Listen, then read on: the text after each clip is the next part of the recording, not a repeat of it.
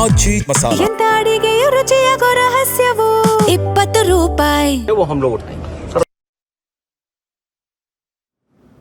S, cockroach NEET ಸಂಗ್ರಾಮ debate ಮುಂದುವರ್ಸೋಣ. ನನ್ನ ಮೊದಲನೇ ಪ್ರಶ್ನೆ ಕಾಂಗ್ರೆಸ್ ವಕ್ತಾರರಿಗೆ.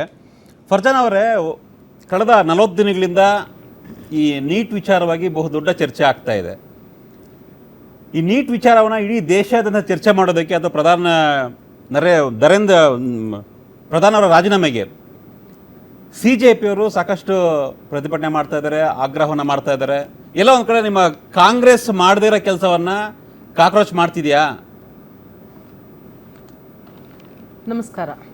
ಮೊದಲನೇದಾಗಿ ಇದೇನು ಈ ಪ್ರತಿಭಟನೆ ಏನು ನಡೀತಾ ಇದೆ, ಇವತ್ತು ಇವರು ಮಾಡಿರುವಂತಹ ಕೆಲಸ ಏನಿದೆ, ನಮ್ಮ ಮಕ್ಕಳ ಮೇಲೆ ಅಶ್ರುವಾಯು ಸಿಡಿಸುವಂಥದ್ದಾಗಿರಲಿ, ಲಾಠಿ ಚಾರ್ಜ್ ಮಾಡುವಂಥದ್ದಾಗಿರಲಿ, ಇದನ್ನು ನೋಡಿದಾಗ ನನಗೆ ನೆನಪಾಗಿರುವಂಥದ್ದು ದೂರ್ತನಿಗೆ ದೊರೆತನವು, ಹೇಡಿಗೆ ಹಿರಿತನವು, ಮೂಡಂಗೆ ಗುರುತನವೇನಾದರೂ ಸಿಕ್ಕರೆ ಖಂಡಿತ ಆ ದೇಶ ಸರ್ವನಾಶ ಆಗುತ್ತೆ ಅಂತ ಸರ್ವಜ್ಞ ಹೇಳಿದ್ದಾನೆ. ಅದೇ ಸಮಯ ಇವಾಗ ನೆನಪಾಗ್ತಾ ಇದೆ.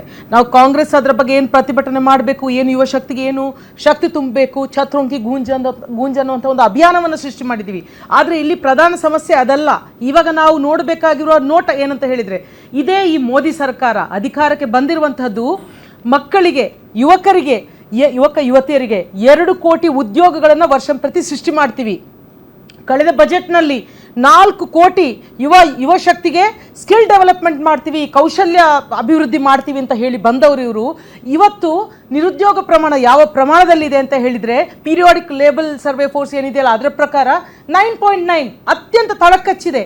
ಇವರ ಉದ್ಯೋಗಕ್ಕೂ ಮಣ್ಣು ಹಾಕಲಿ, ಇವರ ಏನು 2 ಕೋಟಿಗೂ ಮಣ್ಣು ಹಾಕಲಿ. ಜಸ್ಟ್ ಆ ಮಕ್ಕಳು ಇವತ್ತು ಕೇಳ್ತಾ ಇರುವಂಥದ್ದೇನು, ಜಸ್ಟ್ ಶಿಕ್ಷಣ ವ್ಯವಸ್ಥೆ ನಮಗೆ ಸಮರ್ಪಕವಾಗಿ ಎಕ್ಸಾಮ್ ಮಾಡಿ ಅಂತ. ಏನವರು ಅತ್ಯಾಚಾರಿಗಳ, ಕೊಲೆಗಡುಕರ, ಏನು ಕೆಲಸ ಮಾಡಿದ್ದಾರೆ, ದೇಶದ್ರೋಹಿಗಳ? ಅವರು ಜಸ್ಟ್ ಒಂದು ಶಿಕ್ಷಣ ವ್ಯವಸ್ಥೆ ನಮಗೆ ನೆಟ್ಟಗೆ ಪರೀಕ್ಷೆ ಮಾಡಿ ನಮಗೆ ಕಳೆದ 2014ರಿಂದ 2021ರವರೆಗೆ 152 ಸಲ ಪೇಪರ್ ಲೀಕ್ ಆಗಿದೆ, 42 ಸಲ ಮರುಪರೀಕ್ಷೆ ನಡೆಸಿದ್ದಾರೆ. ಈ ಕಾರಣದಿಂದ ಇದರ ನೈತಿಕ ಹೊಣೆ ಹೊತ್ತು ಅಂದರೆ ಈ ನೀಟ್ ತುಂಬ, ಯಾಕಂದರೆ ನೀಟ್ ಅನ್ನುವಂಥದ್ದು ಬರೇ ಒಂದು ಎಕ್ಸಾಮ್ ಅಲ್ಲ, ಎಂಟೈರ್ ಇಡೀ ಫ್ಯಾಮಿಲಿಯ ಒಂದು ಅಗ್ನಿ ಪರೀಕ್ಷೆ ಆಗಿರುತ್ತೆ. ಅದು ಸಾವಿರಾರು ಲಕ್ಷಾಂತರ ಮಕ್ಕಳ ಒಂದು ಅಗ್ನಿ ಪರೀಕ್ಷೆ, ಅವರ ಭವಿಷ್ಯದ ವಿಚಾರ. ಇಂತಹ ಒಂದು ಪತ್ರಿಕೆ 3 ಸಲ ಪ್ರಶ್ನೆ ಪತ್ರಿಕೆ ಸೋರಿಕೆಯಾಗಿದೆ. ಈ ಸಲ ಇದೇ ರೀತಿ ನಡೆದಿದ್ದಾರೆ ಅಂತ ಅಂದಾಗ ಜಸ್ಟ್ ಆ ಧರ್ಮೇಂದ್ರ ಪ್ರಧಾನ್ ಅನ್ನುವಂಥವನೊಬ್ಬ ರಾಜೀನಾಮೆ ಕೇಳಿದರೆ ಯಾಕೆ ಆ ಮಕ್ಕಳಿಗೆ ಲಾಠಿ ಚಾರ್ಜ್ ಮಾಡಬೇಕು? ಏನು ಕಷ್ಟ ಇವರಿಗೆ? ಈ ದೇಶದಲ್ಲಿ ಚಳುವಳಿಗಳು ನಡೀಲಿಲ್ವಾ? ಸ್ವಾತಂತ್ರ್ಯ ಚಳುವಳಿ, ನೀಲಿ ಚಳುವಳಿ ಆಗಿರ್ಬೋದು, ಚಂಪಾರಣ್ ಚಳುವಳಿ ಆಗಿರ್ಬೋದು, ವಂಗಭಂಗ ಆಗಿರ್ಬೋದು, ಇದೆಲ್ಲ ಚಳುವಳಿಗಳ ಮೂಲಕ, ಅಥವಾ ಉಪ್ಪಿನ ಕರ ಸತ್ಯಾಗ್ರಹ ಆಗಿರ್ಬೋದು, ಚಳುವಳಿಗಳ ಮೂಲಕ ನಾವು ಸ್ವಾತಂತ್ರ್ಯ ಪಡ್ಕೊಂಡವರು. ಅಥವಾ ಪರಿಸರ ಚಳುವಳಿಗಳು, ಚಿಪ್ಕೋ ಆಗಿರ್ಬೋದು, ಅಪ್ಪಿಕೋ ಚಳುವಳಿ ಆಗಿರ್ಬೋದು, ಪರಿಸರ ಚಳುವಳಿ ಆಗಿರ್ಬೋದು. ಕರ್ನಾಟಕದಲ್ಲಿ 1980ರಲ್ಲಿ ದಲಿತ ಚಳುವಳಿ ಆಗಿರ್ಬೋದು, ಭಾಷಾ ಚಳುವಳಿ ಆಗಿರ್ಬೋದು. ಚಳುವಳಿಗಳ ಮೂಲಕವೇ, ಪ್ರತಿಭಟನೆಗಳ ಮೂಲಕವೇ ದೇಶ ಇವಾಲ್ವ್ ಆಗ್ತಾ ಹೋಗುವಂಥದ್ದು. ನಮ್ಮ ದೇಶ ಸತ್ಯಾಗ್ರಹಕ್ಕೆ, ಆ ಪ್ರತಿಭಟನೆಗಳಿಗೆ ಬೆಲೆ ಕೊಟ್ಟಿದೆ. ಇವರು ಗೂಂಡಾಗಳ ಥರ, ಹಿಟ್ಲರ್ ಸರ್ಕಾರ ಥರ ಆ ಮಕ್ಕಳ ಮೇಲೆ ಲಾಠಿ ಚಾರ್ಜ್, ಗೋಲಿಬಾರ್ ಮಾಡ್ತಾ ಇದ್ದಾರಲ್ಲ, ದೇಶವಾಸಿಗಳು ಇದನ್ನು ಗಮನಿಸೋದಿಲ್ಲ ಅಂತ ಅಂದ್ಕೊಂಡಿದ್ದಾರಾ? ಆ ಯುವ ಶಕ್ತಿಯ ಮೇಲೆ ಇವ್ರು ಮಾಡಿದಂತಹ ಈ ಪ್ರಹಾರ ಏನಿದೆಯಲ್ಲ, ಶವಪಟ್ಟಿಗೆಯ, ಆ ಬಿಜೆಪಿಯ ಶವಪಟ್ಟಿಗೆಗೆ ಹೊಡೆದಂತಹ ಒಂದು ಅಂತಿಮ ಮೊಳೆಯಾಗಿದ್ದು ಖಂಡಿತ ಪರಿಣಮಿಸುತ್ತೆ. ಕಾಂಗ್ರೆಸ್ ಫೇಲ್ ಆಯ್ತಾ ಈ ವಿಚಾರದಲ್ಲಿ ಅಂತ?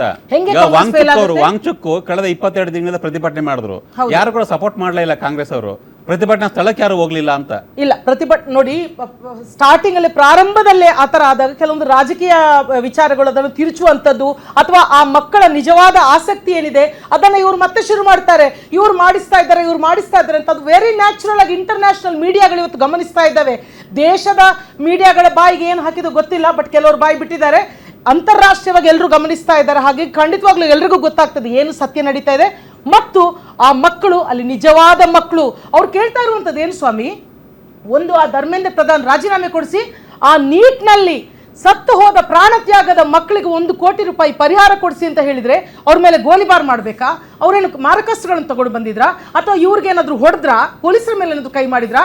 ಶಾಂತವಾಗಿ ಕೂತಿದ್ದ ಮಕ್ಕಳ ಮೇಲೆ ಆ ರೀತಿಯ ಇವ್ರದ್ದು ಏನಂತ ಅಂದ್ಕೊಂಡಿದ್ದಾರೆ? ಪ್ರಜಾಪ್ರಭುತ್ವದಲ್ಲಿ ಇದ್ದಾರೋ ಅಥವಾ ರಾಜಪ್ರಭುತ್ವದಲ್ಲಿದ್ದಾರೋ? ಏನು ಅನ್ನಿಸ್ತಾ ಇದೆ ನಿಮಗೆ? ನೋಡುವವರಿಗಾದ್ರೂ ಏನು ಅನ್ನಿಸ್ತಾ ಇದೆ? ಆ ಮಕ್ಕಳು ಕೇಳೋದ್ರಲ್ಲಿ ಏನಾದರೂ ತಪ್ಪಿದೆಯಾ? ನ್ಯಾಯಕ್ಕೋಸ್ಕರ ಕೊಠಾರಿ ಆಯೋಗ ಏನು ಹೇಳುತ್ತೆ? ಈ ದೇಶದ ಭವಿಷ್ಯ ಅದರ ತರಗತಿಗಳಲ್ಲಿ ರೂಪುಗೊಳ್ಳುತ್ತದೆ ಅಂತ ಕೊಠಾರಿ ಆಯೋಗ ಹೇಳುತ್ತೆ. ಖಂಡಿತವಾಗ್ಲೂ ಹೌದು. ಆ ತರಗತಿಯಲ್ಲಿ ಮಕ್ಕಳು ನಮಗೆ ನೆಟ್ಟಗೆ ಶಿಕ್ಷಣ ಕೊಡಿ, ನೆಟ್ಟಗೆ ಪರೀಕ್ಷೆ ಮಾಡಿ ಅಂದರೆ ಅವ್ರ ಮೇಲೆ ಇವ್ರು ಗುಂಡು ಹಾರಿಸ್ತಾರಾ? ಅಶ್ರುವಾಯು ಸಿಡಿಸ್ತಾರಾ? ಇದಕ್ಕೆಲ್ಲ ಬೆಲೆ ತಿರ್ಲಿಕ್ಕಿಲ್ವೇ? ಇವರು ಈ ಅಧಿಕಾರ ಇವ್ರಿಗೆ ಶಾಶ್ವತನಾ? ನಮ್ಮ ಮಕ್ಕಳಲ್ವಾ ಅವರು? ನಮ್ಮ ಭವಿಷ್ಯದ ಪ್ರಜೆಗಳಲ್ವಾ ಅವರು? ನಮ್ಮ ಮನೆಯ ಮಕ್ಕಳೇ ಅಲ್ವಲ್ಲ, ಅವ್ರೇನು ಬೇರೆಯವರೆಲ್ಲ ಅಲ್ವಾ? ಪ್ರತಿಯೊಂದು ಮನೆಗಳಲ್ಲೂ ನೀಟಿನ ಕೂಸು ಇದ್ದೇ ಇರ್ತದೆ, ಒಂದಲ್ಲ ಒಂದು. ನನ್ನ ಮಕ್ಕಳೇ ಅಲ್ಲದೆ ತಂಗಿ ಮಕ್ಕಳು, ಅಣ್ಣನ ಮಕ್ಕಳು ಎಲ್ಲ ಇದ್ದೇ ಇರ್ತಾರಲ್ವಾ? ಈ ಬಿಜೆಪಿ ಅವರ ಮನೆ ಮಕ್ಕಳು ಎಕ್ಸಾಮ್ ಬರೀತಾರಲ್ವಾ?